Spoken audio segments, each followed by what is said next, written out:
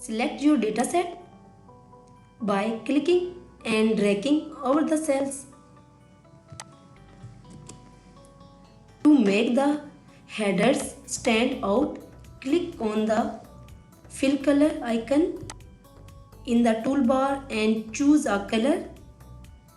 Then click the bold button to highlight the text.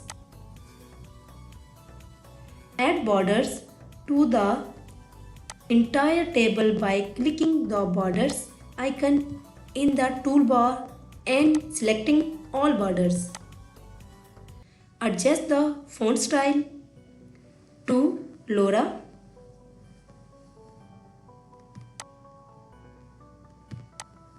and set the font size to 14 for better readability. You can do this from the font drop-down menu.